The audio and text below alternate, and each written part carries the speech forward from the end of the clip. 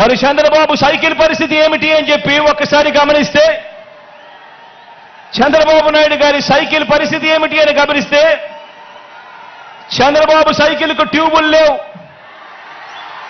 చంద్రబాబు సైకిల్కు టైర్లు లేవు, చంద్రబాబు సైకిల్కు చక్రాలే లేవు, చంద్రబాబు సైకిల్ తుప్పు పట్టిన పరిస్థితిలో ఈరోజు ఉంది.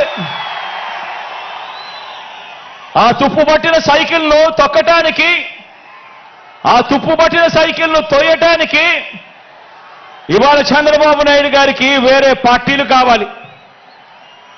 ఇది చంద్రబాబు నాయుడు గారి జాబ్ రిక్వైర్మెంట్.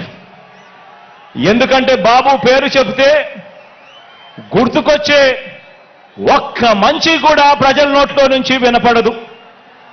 చంద్రబాబు పేరు చెబితే గుర్తుకొచ్చే ఒక్క స్కీము కూడా ప్రజల నోట్లో నుంచి వినపడదు, కనిపించదు. అందుకే పొత్తుల్లో భాగంగా ముందుగా ఒక ప్యాకేజీ ఇచ్చి ఒక దత్తపుత్రుని తెచ్చుకున్నాడు ఈ పెద్ద మనిషి చంద్రబాబు నాయుడు.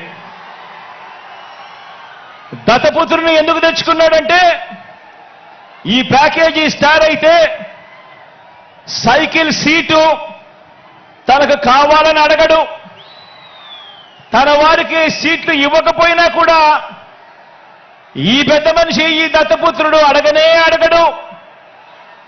ఎందుకు ఇన్ని తక్కువ సీట్లు నాకు ఇస్తున్నావు అని చెప్పి అంతకన్నా క్వశ్చనే చెయ్యడు.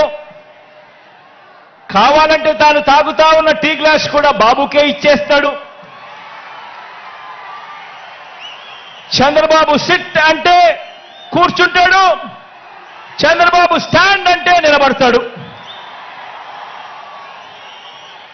సైకిల్ను ఎప్పుడు దిగమంటే అక్కడ దిగుతాడు, ఎప్పుడు సైకిల్ను తోయమంటే అప్పుడు తోస్తాడు.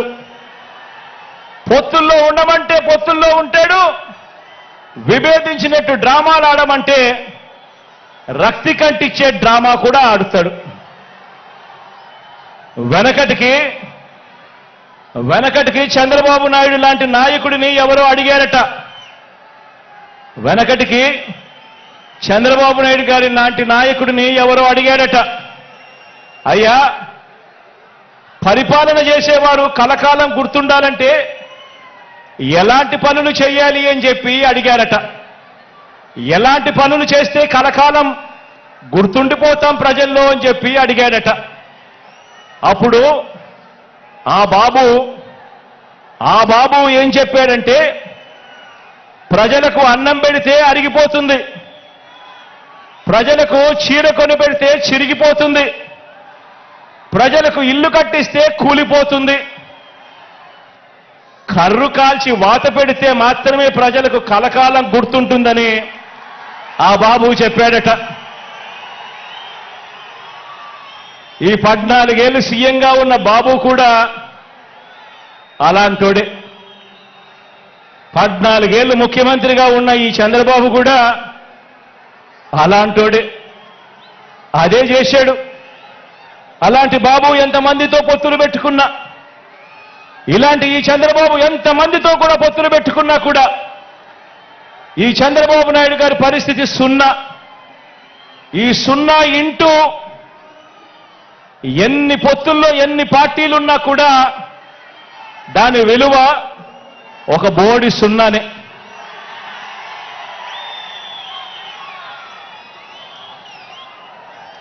ఆశ్చర్యం ఏమిటో తెలుసా, ఇప్పుడు చంద్రబాబు నాయుడు గారు ముగ్గురితో కలిసి పొత్తు అని అంటా ఉన్నాడు, 3 పార్టీలతో పొత్తు అని అంటా ఉన్నాడు. ఈ ముగ్గురు కలిసి 2014లో ఇలానే పొత్తుగా ఏర్పడి, ఈ ముగ్గురు కలిసి ఇలానే పొత్తుగా ఏర్పడి 2014లో ఒకే స్టేజ్ మీద కూర్చొని వీళ్ళంతా కూడా భాషణలు ఇచ్చారు, మీటింగులు పెట్టారు. ఒకే ప్రకటనలో ఇలా ముగ్గురు ఫోటోలు వేసి ఒకే ప్రకటనలో